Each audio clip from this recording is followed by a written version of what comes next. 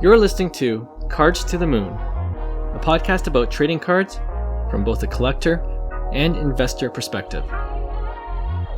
We hope you'll stick around for the ride as we take a deep dive into the state of the hobby, share some hot takes, hopefully some useful advice, and fun stories along the way. Hey guys, welcome back to Cards to the Moon. This is episode 316, and my name is Clark from 5cardguys.com. You can also find me on Instagram, YouTube, and on Facebook at 5cardguys, all one word. Hosting with me for this episode is Hyung, who's back, and he's at Cho Hyung on IG and YouTube as well. But John's away this week. Seems like you, Hyung, and John are always missing each other, but I'm sure we'll have the whole crew back together soon. All right, off the top today, I wanted to discuss this with you, Hyung, last week, but you're away. And it's about someone you know who had his MLB debut a couple weeks ago. His name is Jonah Tong, rookie pitcher for the New York Mets. Had an impressive debut against the Marlins. I also just saw former MLB pitcher Trevor May, who's built up a good social media following since he retired. But he was breaking down Jonah Tong's mechanics, and he was really impressed with his pitching arsenal. So that was kind of cool to see. And in the hobby, he's already had some crazy sales of his first Bowman auto. So Hyung, what can you tell us about Jonah, who proudly represents Markham, where we live, and how do you think he'll do in the majors? So Jonah, one, is such an incredible human being. So that's kind of, I guess, where we connect really well, because I respect that, especially someone, a young adult who, just out of high school, signs pro, very humble kid. So, I'm always rooting for guys like that, because you push that side of, the character, just incredible talent, incredible human being. And they actually come by the office to golf in the off season, because I have a simulator in the nice. Office. Him and Mitch Bratt, they're like really good buddies. Mitch is gonna probably get called up in the next year or so it's gonna be good to see them. But in terms of Jonah's performance, I think he showed the world what he's capable of in his first two big league starts. And he's young. He has high school experience that he's going to learn that hitters, are a lot more developed, in the big leagues rather than, in the minors. And he's had so much success in the minors in terms of, his strikeout ability, his command, all the stuff that you like to see in kind of like that next generational talent. So I think the hype revolves around where the Mets are as well, in terms of, you got Juan Soto on that roster, you got Francisco Lindor, you got Pete Alonso, you got some pretty big names there. Yeah. And along with, Nolan McLean, who's been kind of like the big talk in the big leagues with the New York Mets, and, now Brandon Sprott. So between Tong, Sprott, and Nolan McLean, I think it's very exciting if you're a New York Mets fan. And I think with this playoff push, and because I think the New York Mets have been struggling as of late, and there's the wild card spot is really tight for that third place, and having guys like Jonah Tong and McLean and Sprott will definitely put them on the spotlight. So I think that's where you're seeing a lot of the hype, because, you take guys like Paul Skeens, who's absolutely been the Victor Wembanyama of baseball over the past couple of years. Yeah. But with that said, that there's a lot to learn from that extrapolation, because we've seen it even with Skeens, the amount of hype, Skeens brought in, and he's been lights out. He's been the best pitcher in Major League Baseball, but prices obviously have come down from the initial hype. So it's almost like, buyer beware. Yes, sure. You're investing in the talent, but I also see Jonah Tong as a long-term play more so than, it's a quick flip, because his prices were non-existent before, and now they've gotten to that, peak hype that we always talk about. Is that sustainable? Probably not. Is Jonah Tong a good potential buy long-term?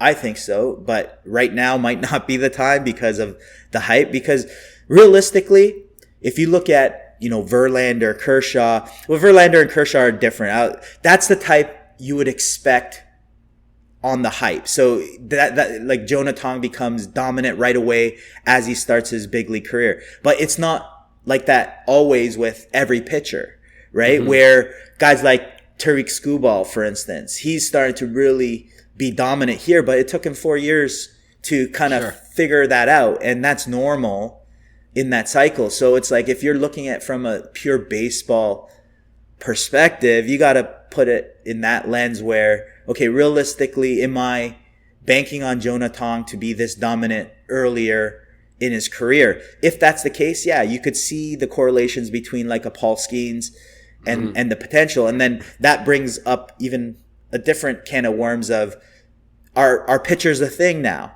Or is it officially a thing where we're like, okay, we're seeing multiple sales, but I don't know where we're at, because ultimately the market is dictated by buyers and sellers, right? So the market hasn't spoken yet. It's starting to with guys like Jonah Tong, Paul Skeens. You see, a lot of hype around these pitchers, and then that's my whole take on this is, well, are pitchers underrated then in general? And where should we be looking at? Should we be looking at necessarily the prospects, or kind of like the ones that are so undervalued that there's opportunity, right? So.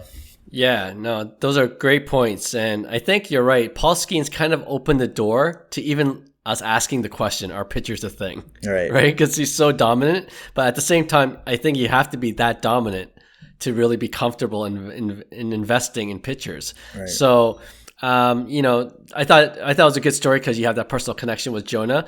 But if I'm taking all that out of the equation, I'm still wary on investing in pitchers in general. Yeah. And certainly the hype, whether it's Jonah the pitcher or any other position player, the hype's always going to inflate the prices at the beginning. So it's always wise to wait if you really want to get in on a player. And then, already the prices have started to come down a little bit too. It's always, the prospect gets called up. That's the absolute peak. And then things start to settle down a bit, right? For sure. And I want to bring up a point. It's look at Tariq Skubal. He's the best pitcher probably with Skeens in the last couple years. And he had also a bump, but he wasn't as hyped up. So his pricing bumped up, considerably when he was a nobody to okay, he's the best pitcher. But even now, if you look at value for value, it's man, would I buy Skeens over Skubal and overpay double on Skeens, or even triple? I would say that's where the price point is. Skubal's probably 3 times less expensive than Skeens. Would I want to invest there? Because I look at Skubal and say, okay, he's probably right now the front leader in, okay, this guy's the most dominant pitcher in baseball. He won Cy Young this year or last year. And it looks like a continuation of that's the type of pitcher you're going to get for, a potential, Detroit team that is changing the minds of everybody. Right. So for me, that's smarter than, these young guys like Skeens from an investment standpoint. If I'm saying, okay, in the long term, I believe in pitchers. In the long term, I believe in this talent.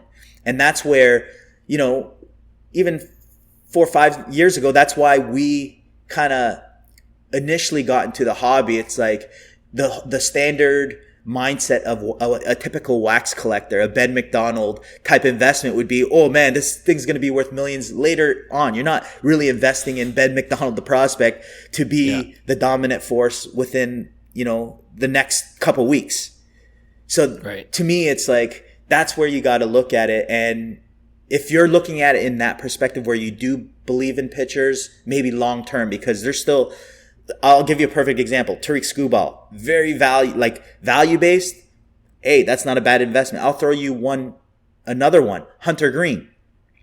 It makes zero sense that Hunter Green is probably one of the most dominant pitchers now in the last couple of years. He started figuring out. He was one of the most hyped up prospects coming up, but it was in an era where cards really wasn't a thing, right? So to me, his gold refractor auto, Bowman Chrome, sold raw for $300.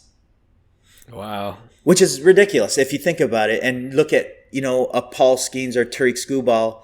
A gold auto would be not even in question, right? So to me, it's like, okay, if you believe in that long term of pitchers, I think that's the better, or those are the better plays where you really dissect baseball. If you know baseball and you're like, you know what, I really like the trajectory of a Hunter Green. I really like the trajectory of Jonah Tong. I really like the trajectory of Tariq Skubal. Those are the type of, I guess, mindset you would need. Unless you're someone who likes the flip and understands the game and you're like, you know what?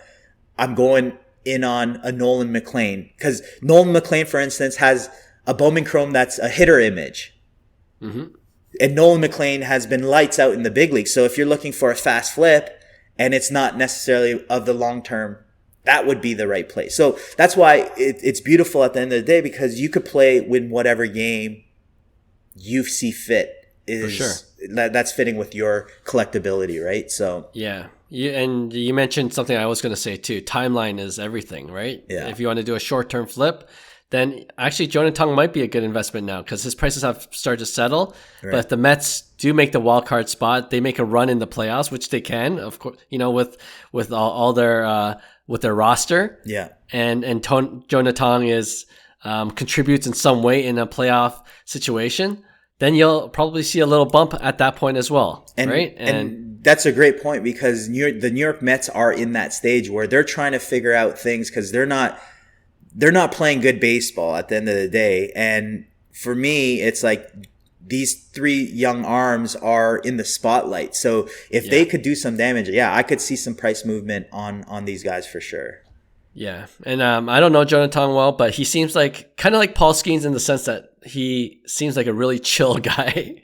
He's not, I feel like he's not the type where the big lights kind of distract him. He just kind of gets in there and mentally focused, and if the game's on the line, he's still the same. He doesn't get jitters. I'm sure he gets some jitters, but he can settle down pretty quickly, and so he seems that kind of guy. So and the Mets, I know the Mets fan love him already because of that authentic. This guy's a human. He's funny. He keeps things light. He doesn't take things too seriously, and he enjoys himself. He loves it. And to me, it's like if I'm, let's just say, quote unquote, investing on someone long term, those are the things that I love, because I know that, as an investor, he's not really going to get into trouble, for instance. Right. Like he's not that prototype of, okay, and those are little things that end up kind of like, for me, at least, if I'm going to, put money on a card or something long term, that's something that is important to me. So like you said, the personality is incredible. And that's what I love about Jonah the most, is like, he has so much fun, and he's such a kid around the game. And I know that he commands respect at the same time, because he lets his talent speak more than kind of like his words. Yeah, of course he's a cool guy, because he's Canadian, right? And it's like, and you know what's funny? Whenever I talk to some of my American friends, they always say the same thing. It's like, I've never met a Canadian I didn't like. And I think Jonah's kind of falls into that same category. And I don't know if you saw one of his inscribed autos. He wrote, "First, this is my first Bowman card, A, yes. EH, as a nod to Canada." So, he likes to joke around, which is what you were just saying. And just to bring it all back to the hobby, currently I just checked his prices. Base auto, raw, you can get for $128. Nice deal there. A gold wave raw recently sold for $810. And then here are the higher end prices where you might be taking a bigger risk, but his red out of 5, BGS 9.5, auto 10 sold for just under 9,000. And then there's a black number to 10, PSA 10 that sold for 8K. And then there's the sunflower seeds snack pack auto. So it's pretty unique. low numbered. Number to 5, Yeah. PSA 10 also sold for 9,000. So, But see, to me, that's insane. Like, still, like, Jonah has, like, let him settle in. Like, the prices are like almost at Tariq Skubal prices. you're right. You know what I mean? So it's like, just to give you perspective of like realistic. Like, for me, obviously, you know, that's great. Like, I'm all for it, but that's what I'm talking about. Is there opportunity? Absolutely. But, you know, you're expecting something from a 22-year-old, you know, that is not normal Right. by any means, right? Yeah, you're certainly taking a big risk at those prices for sure. He'll be tested again. I think his next start is tomorrow. We're recording this Thursday, and Friday he's up against Jacob deGrom of the Texas Rangers. Amazing. So that'll be a good battle. Yeah. All right, let's move on to hobby headlines. Okay, so there are actually 2 recent headlines in hobby news that I wanted to discuss today, but they kind of go hand in hand, as you'll see. First, it's the announcement that Fanatics Fest is returning for a 3rd year, and it's moving dates again. If you remember, the inaugural Fanatics Fest that we went to was in August in New York City. This past summer, it was in June. I also went to that event. Now in 2026, it's scheduled for July 16th to the 19th. So that's July. And yes, that's 1 extra day of Fanatics Fest. So that's 4 days now instead of the 3. But it will also coincide with the West Coast Card Show in California, as well as the popular Dallas Card Show that same week. And then, of course, 10 days later, because it's in July, it's a national. So you got these big events really close to each other. So you might be asking, why would Fanatics do this? And it's simply because it also coincides with the World Cup Finals, which is taking place in North America, Toronto. I think tickets pre-sales started yesterday. But the finals itself, the final game will be held in New York City that weekend. So that's going to be crazy. It's going to be a crazy time in New York. So yeah, I wanted to get your initial thoughts, Hyung. And is this something you think Fanatics had to do to take advantage of their partnership with FIFA, because they have a partnership with them? Or is it risky with all these other events going around at the same time? No, I don't think it's risky at all. I think it's definitely strategic. I don't think, you know, they probably thought about this really in depth and seen the upside of why they would do this. Whether I know the upside or not, it seems like obviously the FIFA partnership is huge. I think from a Fanatic standpoint, top standpoint, if you're wanting to push, you know, the soccer side of things, I think that would be the ideal time to kind of do it. You have so much foot traffic already there visiting, and it becomes a push of, okay, if they have, you know, a good soccer presence at Fanatics Fest, that brings a lot more awareness, obviously, to both soccer as a community, but more importantly, Fanatics Fest as a whole thing. And then to extrapolate with the Dallas Card Show and the West Coast Card Shows, like that, to me, it makes sense because Fanatics, from a marketing perspective during that time, will generate a lot of hype in general. So other card collectors that can't be there present in New York, this is great. It's piggybacking on kind of like the hobby and the hype of the hobby. This is a good time to host the card show, maybe somewhere geographically that doesn't necessarily cross over with New York City, but there's so much attention that people are in full blown, you know, card dealing, you know. Right. So I think scheduling everything within that frame of time, it works well. Like, I wouldn't necessarily worry about kind of like, should we do this or shouldn't we do this? I think it's very strategic, but at the same time, it's going to be a crapshoot in terms of New York City. Like, I couldn't even imagine, like, everybody's going to need to commute. Right. Exactly. Yeah. You stay in Jersey or something. Yeah. Exactly. Yeah. It's going to be a crazy time. I think it's going to be a fun time if you can make it. But yeah, I've heard some of the criticisms from collectors. Booking hotels and flights going to be nearly impossible. You got to do it now. Honestly, Yes, you got to do it now, like a year in advance, right? If you want to go. But I think you're right. Fanatics is looking at the big picture, right? If you remember, Fanatics Fest isn't just a card show. It's like for sports fans. And I think Michael Rubin in another interview said maybe 2/3 of the attendees were there for the sports side of things, and 1/3 were there for the collecting side of things. And one of the purposes of Fanatics Fest is to expose new fans, sports fans, to the hobby. And if that's still their mandate, doing it during FIFA, the World Cup Finals, is another way of getting more people interested in the hobby. Like, I honestly probably won't go because I just don't want to deal with all the logistical hassles that'll be there. But I think it'll be a great experience for those who are able to be in New York City around that time. And, we have collectors that live in New York or New Jersey, so it'll be awesome for them. But yeah, you're going to see a lot of,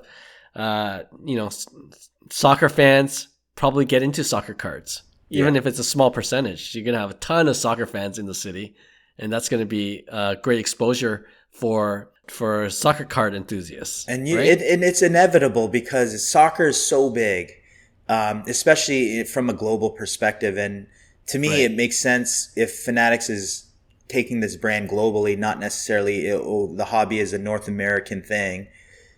You know what I mean? It makes sense. It's like that's where you want to kind of infiltrate, and there's so much opportunity with soccer cards. I actually don't mind soccer cards. If I were to get into a different sport, I probably prefer soccer over basketball. I know it sounds crazy because I do collect or I did. I kind of stayed away from basketball, but over football, over soccer, or over basketball right now, I would be interested in that because I think it's a blank canvas right now. I think there might be good buying opportunities that people don't know about. If we think about, when we went into the hobby back in 2019 or whatever, we seen it as there's so much buying opportunity. Cards aren't a thing until it was. And then you have all these, rare cards.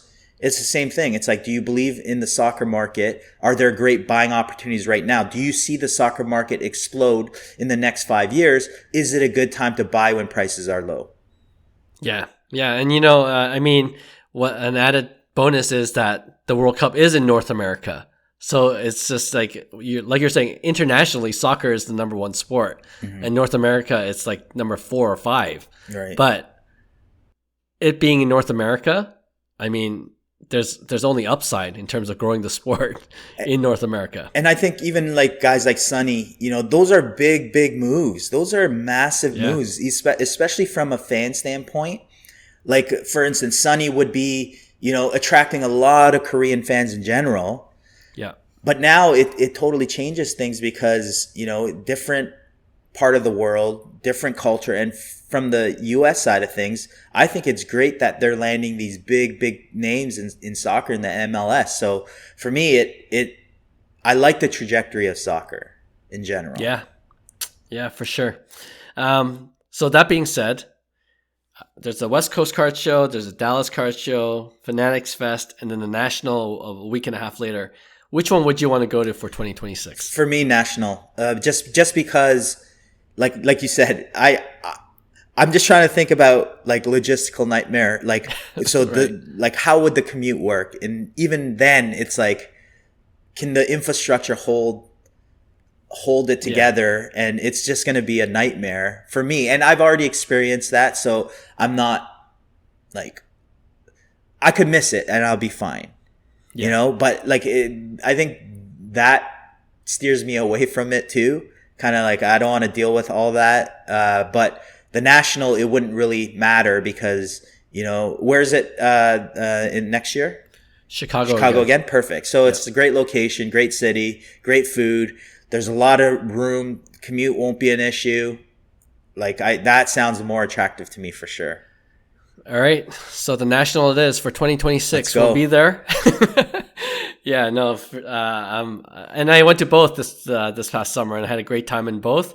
And I was looking forward to actually going to Fanatics Fest in the third year because it's always a fun time, right? The athletes that are there, the talk. But then when I heard that it's in July during the World Cup, I'm like, you know what? I might skip it this next year.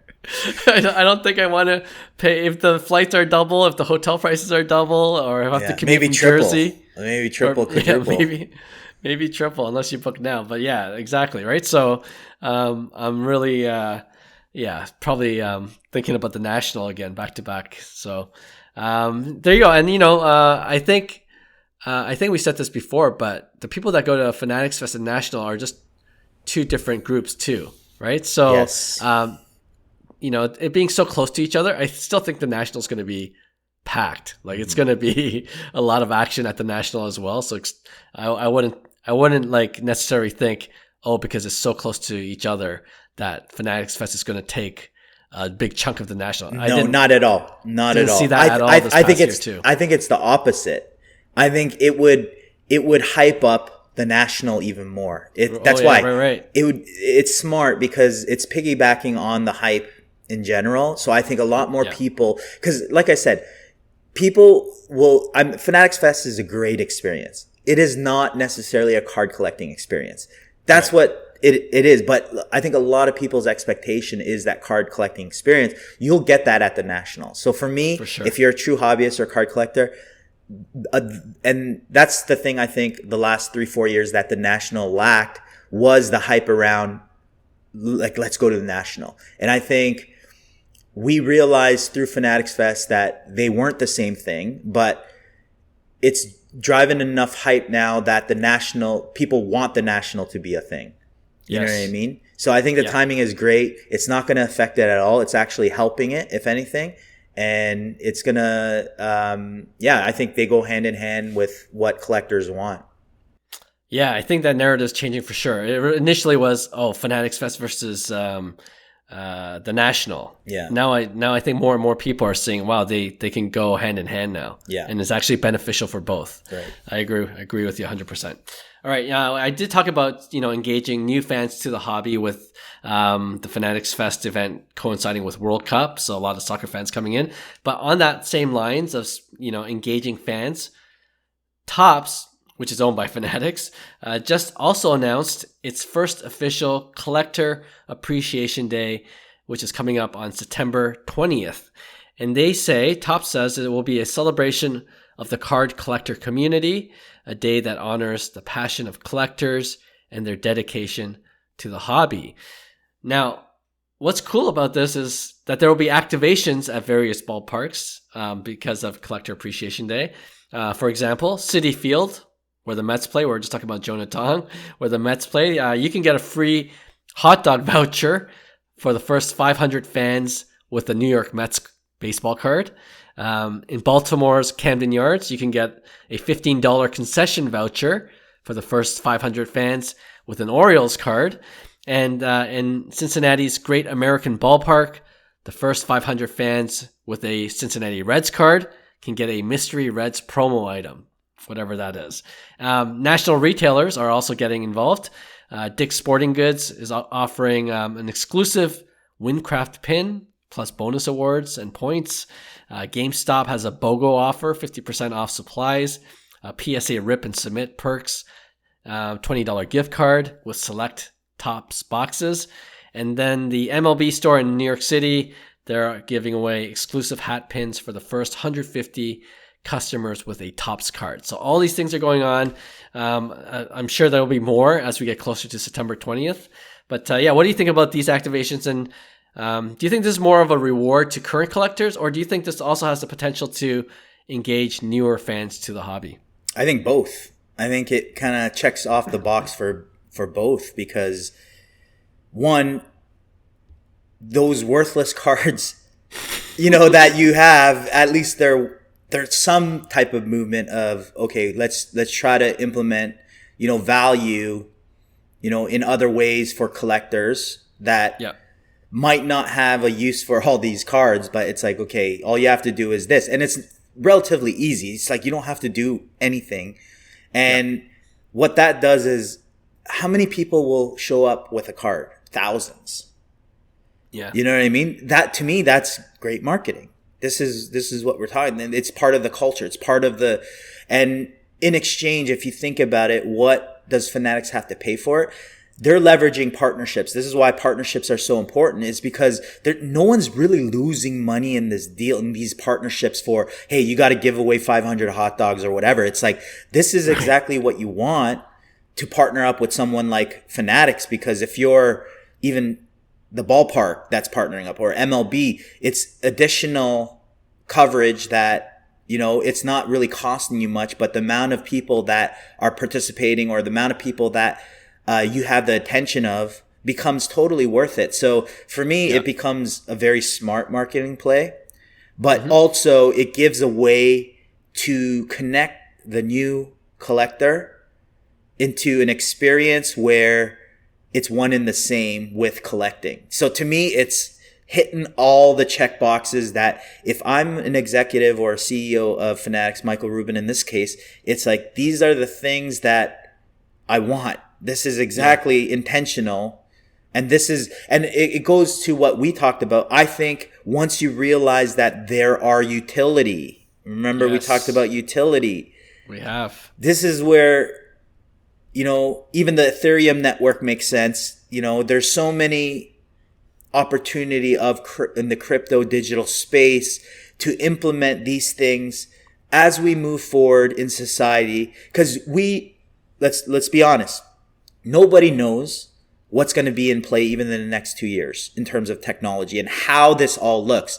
We're going to have to deal with enormous amounts of failure as a whole collective hobby, in terms of what works. And we've seen it first glimpse. We could look at, the whole digital cards as a failure. I still hold a 101 Prism that I still get offers today on a digital. I still don't know why people would buy it, but like, to me, it's something that, who knows what's going to happen and what's going to be in play in the next couple years. Yeah. But that's the evolution. We have to understand, as a hobby, if you want the hobby to grow, we got to go through the ups and downs that kind of, we scratch our heads saying, what were we thinking? What were we thinking with the Zion William base, PSA 10s at $2,000, like stuff like that, where it's just like, we got to go through the ups and downs of what makes sense and what doesn't. And then that ultimately pushes us forward. So the way I see it is that we're going to see a lot of things like this that, I guess, support the digital side of things. I think there's a lot of things that we don't know, but a lot of opportunity at the same time. Yeah, absolutely. And speaking of the digital side of things, I don't know if you saw, but Spinotron, he's really still big into the Panini blockchain cards. I think he bought a Caitlin Clark 1 of 1. Speaking of 1 of 1 digital cards for like $175,000. That's crazy. So he's all in. But as a hobby grows, and especially newer fans come into the space, and younger newer fans, they might start to ask, why doesn't this exist on the digital realm? Right. And then they'll be like, oh, maybe it makes sense to have a blockchain, on the blockchain, an NFT card, and then all of a sudden it becomes a thing. You know what I mean? Like, you just never know, to your point, how technology will change the hobby. And newer collectors coming in could be part of that change, can be part of that acceleration of that change, right? So anything's possible.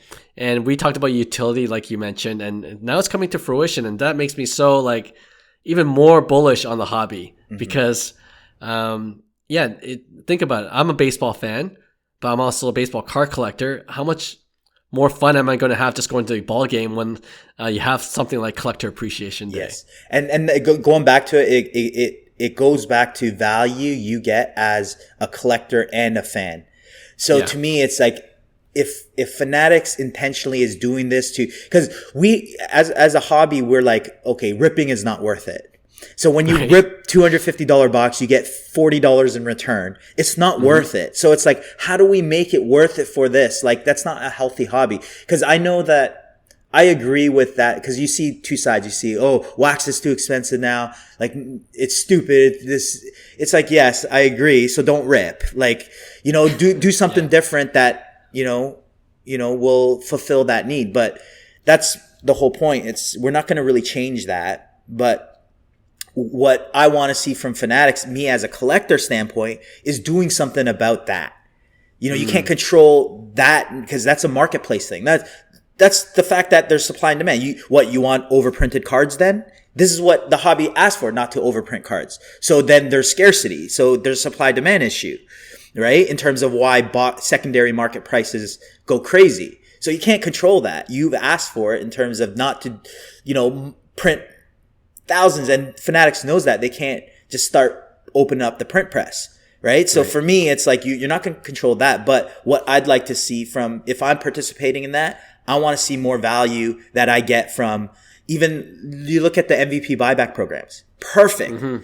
That you have zero, more additional cost into ripping Topps Chrome, but now you have a buyback option, a game within a game that doesn't really cost Fanatics anything, doesn't really cost anybody anything. It's just more value towards the end consumer. That's all. That, for me, I want it to a point where somebody comes into this hobby and they like it because their top of the concern isn't I'm going to lose money. Exactly. You know what I mean? And this is just the beginning, I think. You could do so much more with, different activations, giving different utilities on the card. So, for example, while we're talking, even just brainstorming in my own head, I could see a scenario in future in the ball. If we're talking about ballpark activations, how about if you have like a dedicated number of seats for card collectors where you could upgrade for free if you have a certain amount of, a certain card, or you can bring 100 base cards. So I don't know, whatever you want to do, you get a seat upgrade. Right. Like you could do simple things like that, and then you get people looking like, whoa, how did they get these upgrades? Right. People could get really interested in collecting as well. On top of just collecting cards. When there's utility involved, it makes things a lot more interesting. For sure. No, it's like your Marriott Bonvoy membership, your perks.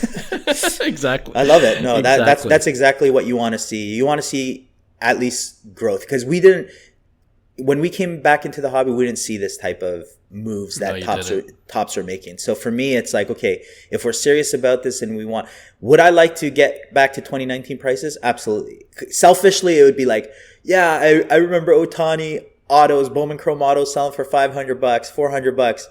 Yeah, you would, right now in hindsight, you would say that because, the opportunity. And I think that's the biggest thing I want to, what I extrapolate out of this conversation is, you're never going to control the way the hobby is. So don't get emotionally triggered by what other people do. But the best thing to do is see what you like about the hobby and stick with it. And that might be experiencing new things, like actually going to a Fanatics Fest, actually going to the National, actually participating in things that you've never done, because your old way of doing things might trigger something that you like just as much.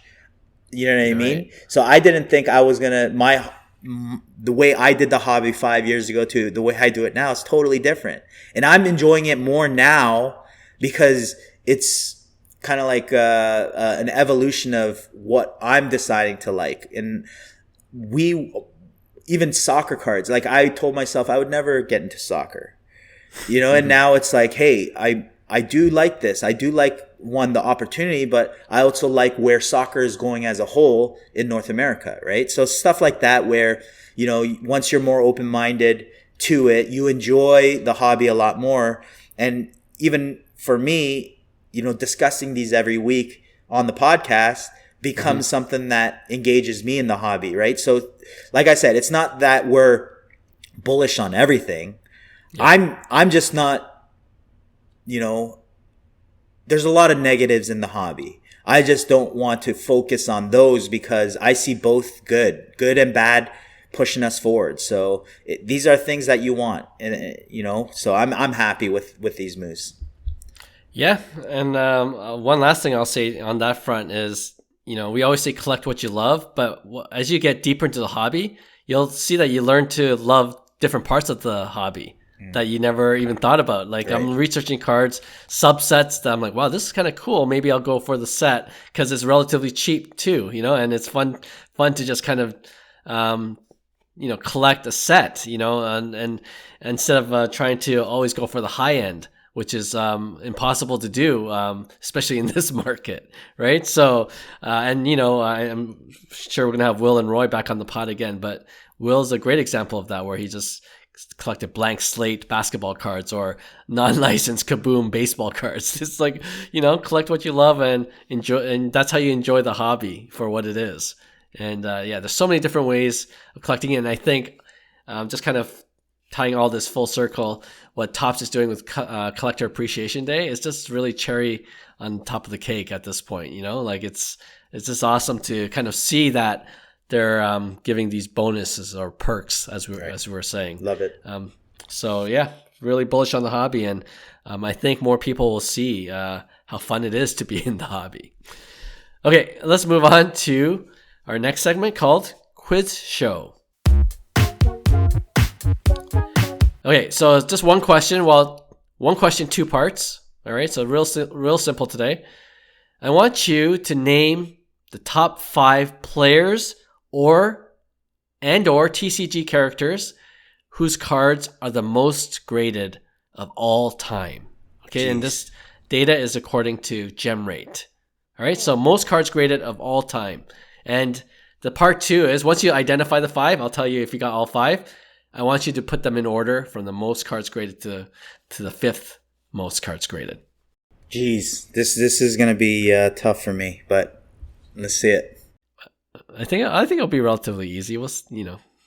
So the top 5, I'll give you a clue. 2 are TCG, 3 are sports. TCG. Players. I'm not even Clark. It's like me asking you to. I don't even know what to compare this to, but I don't even know where to start. Like, it's just a default. I don't know. And no, let's think about it. It's just characters. You don't have to think of specific cards, right? Okay. Who's the most popular character? Charizard. Yes, there you go. He's on the top 5. Yeah. Okay. So I imagine he's top or no? He's number 1. You got it. Is it a he or she, or there's no there? No, that's as basic as I want you to go. Charizard is number 1 out of the top 5 lists with over 2 million Charizard cards graded. Yes. But do I refer to it as a he? Yes. Okay. I don't know. I don't know Pokemon. I don't know Pokemon that well too. If there's a male and female versions, but okay, I would imagine Pikachu. Pikachu, yes. What number would you say he is? God, I based on Charizard, I would have to say it's up there because in sports we have a lot of options, a lot of players, but I don't know the roster for TCG, so I'm going to say it's 2. It's not 2. It's not 2. There's one athlete that's 2, but yeah. Oh, really? Yeah. So is the athlete Wemby? No. This is of all time. Of all time. Oh, all time. You gotta think, time. yes. Okay. Yeah. All time. So MJ. MJ is number 2. You got it. Yeah. Michael Jordan with 1.727 million cards graded. And that, I would say that has to do with the junk wax era. There's so many cards out there that, the old school heads kept and they graded because of the MJ market, the Last Dance, that whole deal. So I imagine that, all that perfect storm. Yeah, perfect storm. Yeah, but rightfully so. My MJ is the GOAT. So, and it's not about the debate about the GOAT. You just have to grandfather him as the GOAT. Yeah, agreed. And number 3, you already mentioned, is Pikachu. Yeah, so with 1.712. Wow. So that's nuts. Just behind MJ, but Pikachu will probably take over the number 2 spot at some point. Wow. So yeah, I mean, like in a couple of years, you're gonna have Charizard, Pikachu, top 2 of all time. I could see that, and that trend is going that way, right? Yeah, and MJ has limited cards as he gets older too. So right? my question to Roy and Will or whoever, Yeah. So like, is there like, am I looking forward to 2026 Pikachu, or like what's the deal? Like what are we looking at here? Charizard's like had a good off season. I'll bring that question to them the next time they're on. All right, so you got 1, 2, and 3. Charizard, Michael Jordan, Pikachu. The last 2 spots, number 4 and 5, are both athletes. Number 4 and 5. Would it be? This would have to be baseball or basketball or baseball. Or So it's one's baseball, one's basketball. There you go. So basketball, baseball. Who's the baseball player and who's the basketball player? Oh man, Luka. Nope. LeBron. Luka. LeBron. What would you say? Number 4 or 5? LeBron would be. Oh, this is tough. Let me guess the baseball player first. Sure. Who would be the baseball player? I would think. Think about, for this case, not just a player, but his card market. Oh, it's Ohtani. It has to be Ohtani. No, it's not Ohtani. Really? Of all time, you have to remember it's of all time. Still, all time, it's Ohtani crazy. Hey, I'm sending out just random base Ohtani cards to get graded. Yeah. But Hyung, you can't compete against the junk wax era. That's what I'm saying. So it is junk wax era. I wouldn't even know. Billions of cards were printed in the junk wax era. It has to be Ken Griffey Jr. Ken Griffey Jr. Upper Deck 89. I mean, all or of just his in cards general, combined. but that would be kind of like the print press. 89 Upper Deck is one of the most popular sports cards graded of all time. His Donruss is up there too. You know what I mean? Like, Ken Griffey market is ridiculous. Yeah. Yeah. No, it makes sense. It makes sense now that I picture it, because for me, I'm like thinking, is Wemby, is it that much? Have we gone to a point where Wemby and Zion and all these cards, Luka, that we went through is astronomical in terms of grading? But it makes sense overall when you look at it, because I'm sure there's a lot of supply out there, because even I still see people coming into the hobby with binders. It's like, hey, are these worth anything? And then there's like cards that are worth something, but they have to get it graded. So the first thing they do is, this was just in a binder. I'll be happy with a PSA 4 or PSA 5 because it's worth something, right? Exactly. So I think a lot of people are still doing that, and just an influx of junk wax era cards are still coming in. And I think that's where, PSA probably is it's hard to get a 10 just because it becomes more of a pop count restriction, which this is why it sucks to have subjective grading. I'm just saying it doesn't make sense, because now you have a grading company that could potentially, not saying that I'm, saying that that's true, but that's the dangers of having subjective grading is, well, if it's a 10, it should be a 10. Is there any pop control? I don't want none of that, right? So that's the scary parts of it, but yeah, you don't want to even think that's a possibility. Yeah, you don't want it, 100%. Yeah, you're right. So who do you think has more graded right now, Ken Griffey or LeBron, to finish the top 5? Ken Griffey and then LeBron. You got it. Yeah. There's your top 5. Ken Griffey, there's a huge drop off between the top 3. I mentioned 2 million, 1.7, 1.7. And then the drop off goes to 792,000 for Ken Griffey. Crazy. So he's going to hit the 800K mark. And then LeBron James is 712,000. His Upper Deck 89 PSA 10s have jumped like crazy too. Like it was crazy. Like I remember I was stacking those at like $600 or $400, and then I was happy with like $2,000 price point. I don't know what they are now, but. Yeah. 4,300. That's crazy. I sold a bunch at 2,000. I was really happy about those. I mean, we're in another kind of bull market right now for sports cards, right? And sure. Yeah, you're right. It was stable. Like I thought, Ken Griffey's just going to be stable because the pop count's relatively high, and it's going to be relatively stable at about 2K. But now with this bull run, it's like, people are shaking their heads, but. And that's a really good sign if you look at it. If you think about it, that means people are holding these.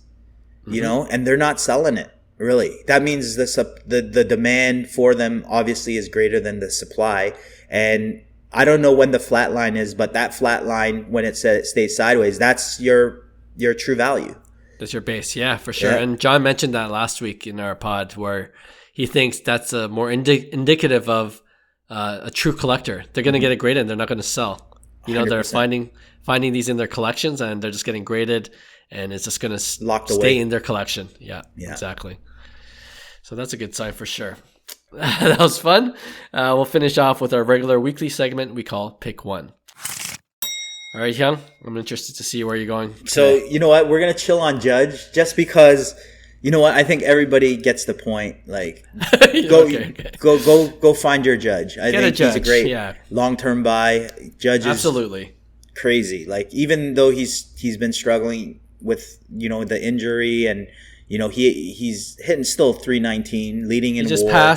He just passed Yogi Berra in the top 5. Yeah, and he's home runs. To me, he's gonna be top Yankee all time, and to me, that's big on branding, right? Like for you to be a lifetime Yankee. Look at just Jeter in general, A-Rod, like those type of players.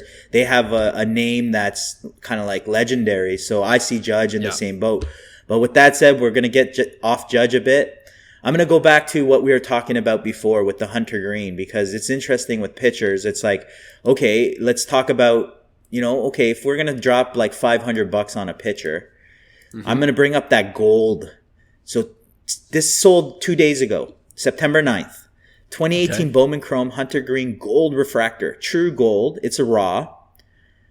So centering looks great. I'm sure they didn't grade it because it wasn't worth it at the time, but they took a best offer for $300. And this is raw. Raw gold refractor auto numbered to 50. Yep. Okay. And I'm going to actually pair that up with Tariq Skubal. Okay. Mm-hmm. So Cy Young last year, Cy Young candidate this year, leading the American League in ERA. Just been dominant. The best pitcher, I would say, in baseball the last couple of years. His first Bowman Chrome refractor auto PSA 9 sold for $499, or sorry, so out of $499 sold for $400. So if you're, and I will admit, Hunter Green is not at his peak yet. This is why I say Hunter. So Hunter Green is similar stories of started really young, very impactful now, has, you know, starting to really dominate in terms of the pitching side. So he's not at his peak yet. So it would be, do I believe in Hunter Green's kind of future potential, or does him playing on Cincinnati Reds hinder that a bit? You know, those are the questions, I guess, you know, you have to ask. But $300 for a gold auto, or nice. Skubal, $400. It's a better investment. PSA 9 refractor auto, first Bowman Chrome. Skubal is already a Cy Young winner. He's probably going to be like a Verlander type pitcher career, you know, if he stays healthy. But yeah, that's what you're kind of getting into. What would you spend your sub $500 on? This one's super easy for me. I'm going for the player in this case. It's got to be Skubal. I love, and there's a bias. I love watching Skubal pitch. I love him as a kind of a player overall. Very dynamic. You know, his clips always come out because he's so passionate on the mound as well. You know, and he gives great interviews. And I think he's going to be around for a while. You know, obviously the lure of the Hunter Green is that gold refractor. Looks beautiful, and the price point. If you're going to take a risk, that's a good risk to take, in my point of view.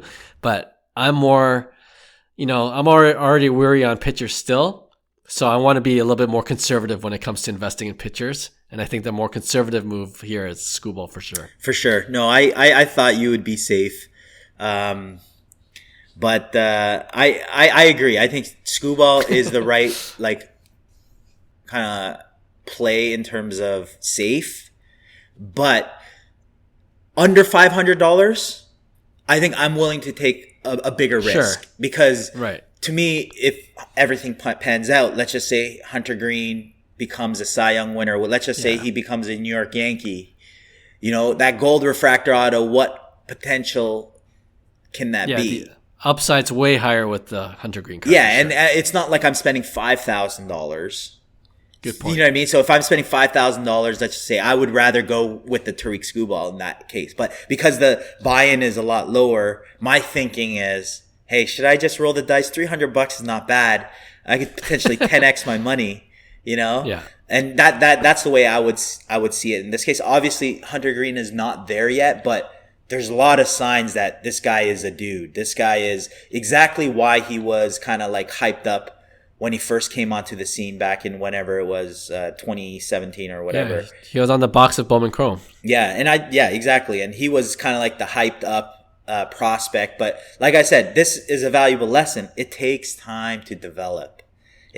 Time to develop. That's why take it with a grain of salt when you're investing in Bowman First Chrome. Earlier on in their career, people are like, this guy sucks. This guy... He's 18. Yeah. He's 19 years old. He's still, just turned into an adult. So it's like, give it time. And these prospects are the same thing. We see Tariq Skubal. He's 24, 25, 26. It took him 4 years before he became Tariq Skubal he is today. And that's also why his price is so low, is because there wasn't that initial hype that we see with every single player nowadays. There always becomes a correction. So it works both ways.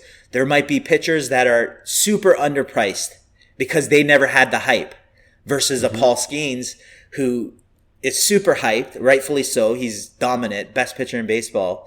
And it's like, that's why you're seeing such a discrepancy of price points on certain players that are undervalued. So for me, in this case, I'm going with the gold Hunter Green. I'm going to roll the dice. He might not pan out the way I think he is, but I think for a gold refractor to even get your hands on, whoever bought that 2 days ago, $300, great purchase. Yeah, no, I see all your points. Yeah, and definitely you're the gambler, so it makes sense to me as well. All right, my pick one. With this hobby bull run, one of the things that actually John mentioned last week as well is that you're seeing a run on goats, right? And I think it goes to what you were saying too. We learn from our past mistakes. A lot of us that are still in the hobby, we're not going for the silver prisms. We're not going for the Zion Williamson base. We're like, you know what? This time I'm going for the goats. Okay. Right. So, and it's reflecting on the prices. The goat runs is ridiculous right now, even more than I expected. So I'm going to go with the goats.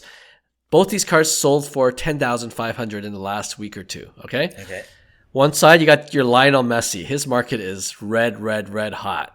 Right? Lionel Messi, his 2004 Panini Mega Cracks, number 71, the rookie card that everyone's going for. A PSA 6 is going for $10,500. Crazy. Another PSA 6, but with the IP auto of 10. Okay, so rare, but it's a PSA 6, is the 1979 O-Pee-Chee Wayne Gretzky, $10,500. Wow. Which goat are you going for? Gretzky with the both PSA 6, but you got the 10 auto, IP auto on the Gretzky, or the PSA 6 Messi, the rookie card for Messi, Mega Cracks 71. I tell you what, I like both plays here. I don't mind both plays. Just like we talked about earlier on the episode, the influx of soccer, where it's going. We see GOAT type players. The price is stabilizing for their sought after cards. That's telling me that the market is becoming a lot more stable, especially with these crazy prices with MJ, LeBron, Kobe, Messi, Ronaldo, Mantles, the Babe Ruths, like all those are becoming a lot more stable. So, to me, the soccer isn't a bad choice too. Like long term, it's not bad, but for me, as a kid, IP autos were the best thing. Like you got the best card ever because they didn't have rookie autos when we grew up collecting. So a 79 O-Pee-Chee, and like I said, Wayne's getting up there. I don't know how many more cards he's signing. I don't know how. PSA 6 in the O-Pee-Chee is a decent grade, 1. But having an IP auto 10, I think is such a great collector's piece. And for me, it would be a type of card I would collect and keep in my collection. And then my whole goal with that card would be if I could get a PSA 7 that looked better, auto 10. If I could upgrade that card specifically, I think I would keep that in the safe type, family, heirloom type card, just because you're not going to get Wayne Gretzky signing too many more of those cards eventually when he's too old. So yeah, I like that play right now. If I'm going to spend 10 grand, give me the auto for sure. Yeah, no, it's interesting because I know there are people that don't like IP autos, right? So they're going to shy away from that. And, Messi, the market's super hot, like I said. If you look at his PSA 7, if you're looking to upgrade, you're paying double, over 20K. So, PSA 6 might be the best you can do right now. So that's another factor to consider. But I'm with you, man. I think it's such a unique piece with that IP10 auto. And I'm not a huge IP auto guy. Like in one of our season 1 podcast episodes, I'm like, nah, I don't like IP autos, Modern and you're cards. all into it. Yeah, right. Yeah. But you make a good point that 1979 O-Pee-Chee didn't come in with pack pull autos, right? No, yeah. So that's something to also consider as well. And I think for that reason, I'm with you. And it's not even a hockey bias. It's not even a Canadian bias. I never really collected hockey cards. I collected Jays cards when I was a kid, right? So, but if we're talking goats, Gretzky is the guy. So let me ask you a question, Clark. If you had a Gretzky PSA 6 or PSA 7 OPG, and you had a chance to get it autographed in person, would you crack it and resubmit? Ooh, I don't know. I might actually. Yeah. I think you have to. But the scary part is that PSA 6 could be a PSA 3 or PSA 4. It could go the other way, okay? Unlikely, but I don't know if you saw recently the Mike Trout. I think it was like a Topps Black. Back-to-back submissions. The guy got it graded a PSA 6 the first time, resubmitted it, came back a PSA 10. Oh my God! See, this is like, don't get me started. We're at the end of the episode. Yeah, this is you know what? Yeah, this is the negative part, the gripes, because, like I said, I've been a victim to this. I had to spend double, triple the amount and get the grade I wanted because I knew PSA undergraded it or overgraded. Or when they overgraded, I'm not complaining, but when they undergrade it, I'm definitely not happy. Yeah. Sorry, you're right. I shouldn't have brought it at the very end of the episode, but just wanted to make a point about grading. All right, another great episode. Thanks for joining in. We'll have a brand new episode for you next week. Talk to you then. Bye. Hey, thanks for listening to Cards to the Moon. We'd really appreciate you subscribing to our podcast wherever you listen to your podcasts. And you can also connect with each of us on Instagram at 5cardguys, or you can follow Hyung at Integrity Sports Cards, or John at TradeU at Recess. You can also check us out at 5cardguys.com. Thanks again, and hope to connect soon.